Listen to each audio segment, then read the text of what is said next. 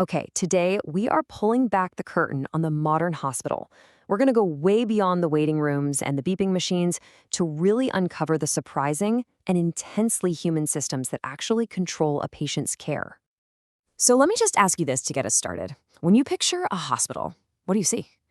I bet for many of us, it's this seamless network of cutting edge technology, right? Where information just flows perfectly and every single decision is driven by data. That's the common assumption, anyway. But the reality, it is so far from that. The truth is, the whole system is much more analog, a lot more chaotic, and just fundamentally human than you could probably imagine. And believe me, that has some huge implications for the care you get. So when you're admitted to a hospital, who is the person actually coordinating everything? Who's running the show? Well, it's probably not who you think. Let's meet the person we can think of as the hospital's own project manager. This person is called a hospitalist. They're the generalist doctors who take over from your regular family doctor the moment you're inside the hospital. And honestly, the best way to think of them is exactly like a project manager, but for your health. They're the ones coordinating absolutely everything.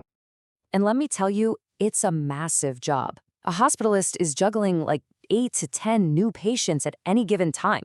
They're trying to piece together this giant puzzle from medical records, tests, conversations, all while getting different specialists on the same page and, trying to get you healthy and home safely. They really are the central hub of your entire hospital stay.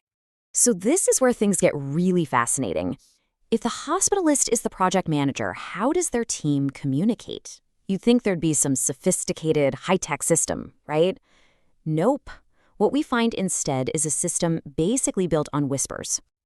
And what that means is you have this wild contrast. All the most critical, up-to-the-minute information, it spreads verbally. We're talking in hallways, through phone calls, you name it.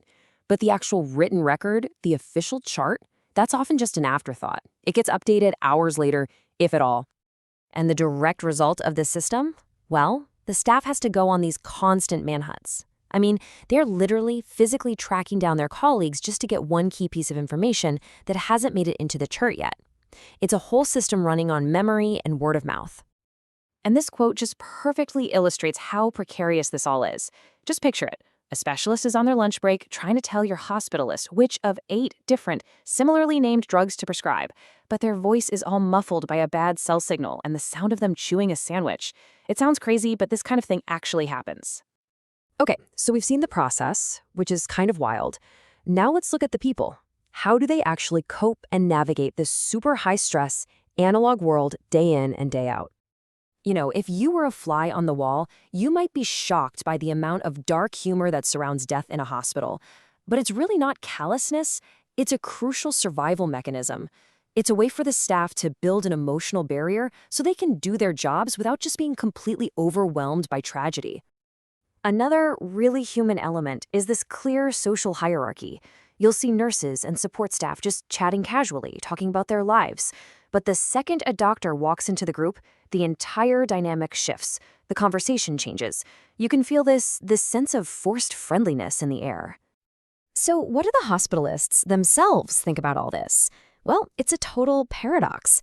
A lot of them actually thrive on the high-stress environment, and they see their incredibly demanding job as a ticket to a good upper-middle-class life. But here's the fascinating part. Most of them do not want their own kids to follow in their footsteps. And that brings us to what might be the most crucial part of all of this, the system's hidden rules. These are the things that drive behavior, the things that doctors can't or maybe just won't tell you directly. This all leads to a really important point about how this system rewards excellence. Let's just start with a super basic question. Are doctors actually paid based on how well they perform? Just look at this comparison, because it is stark. Imagine a really proactive, high-agency doctor who, just on a hunch, orders one extra test and finds a patient's cancer months earlier than anyone expected. An amazing outcome, right? Well, that doctor gets paid the exact same salary as a less urgent colleague who just provides standard care. Exactly the same. So let's be super clear about what this means. The system does not financially reward somebody for having greater competence or for being intrinsically motivated. The drive to go above and beyond, that comes from the doctor's own personal standards, not from any kind of external incentive. Okay, so that leads to another question. Do doctors know who's good? I mean, Do they know which surgeon is using the latest techniques and which one is still doing things the way they did 20 years ago? The answer is a huge, emphatic yes. They are keenly aware, but they will not tell you. There's this professional code.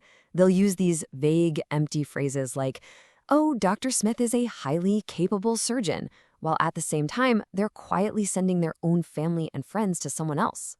So if going the extra mile isn't really rewarded, what is? Well, the system's real incentives are geared towards something else entirely. It actually pays to just be highly agreeable, to take as little personal risk as possible, and to make common, safe diagnoses. Being a contrarian, even when you're right, well, that just makes more work for everyone else. And this, right here, is the ultimate takeaway.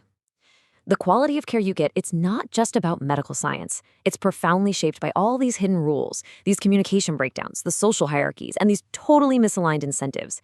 It's all the messy, human stuff happening behind the scenes.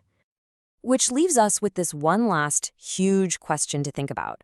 Our hospitals are absolutely filled with brilliant, dedicated, and caring people. There's no doubt about that. But when you really look at the system they have to operate in, is it actually designed to let them, and by extension their patients, win?